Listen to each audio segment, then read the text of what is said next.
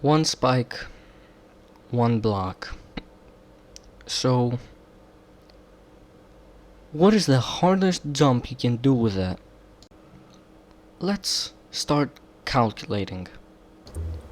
Let's see the hitbox of our elements. First, the spike, which is actually not the whole spike.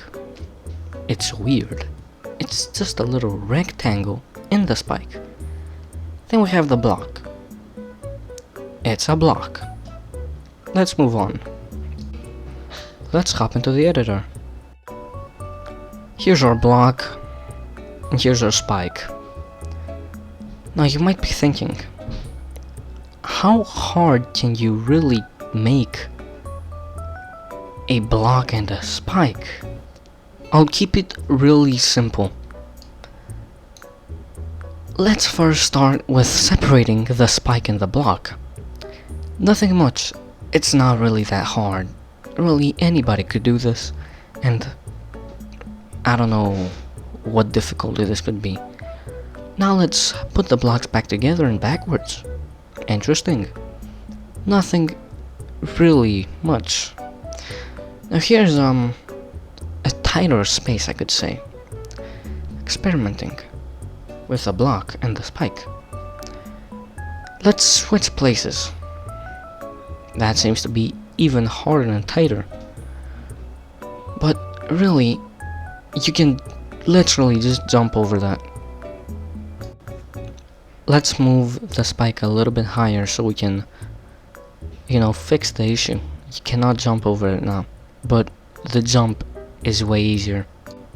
Let's just put the block closer to the spike. Harder indeed.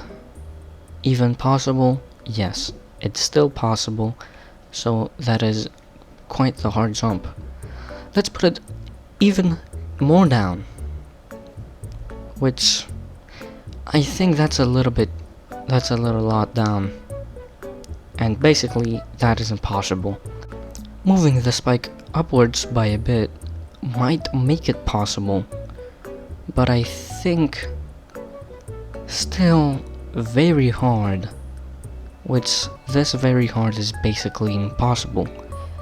Keep in mind that I am playing on 60 Hz, which I think the majority of the people in Geometry Dash are playing, and in 60 Hz this is not a possible jump. Now this doesn't seem to be possible, but instead of moving the spike, let's move the block itself. And as we can see, it's possible. Well, we're in a good path, but we can still make this harder. Maybe by moving the spike down. We just needed the block to be on the side. Well, as you can see here, turns out our first tests were false, because that is actually possible, and you can do that. But that is not possible. That is simply just not possible. As much as you try, that will not happen. And here's the mathematical... No, I'm just kidding, I didn't do maths, I just tested a bunch of ways to jump. It's not really anything special. We have forgotten about something. Moving the spike by just a little bit with the button that lets you move spike a little bit, and it is possible, but extremely hard, which is close to the hardest jump we can get. Now we continue, and or I continued, and I basically didn't find any other way to make the jump even more difficult. I'm cutting down a 25-minute clip. Like, I'm cutting so many clips right now, you have no idea. Thank you for watching.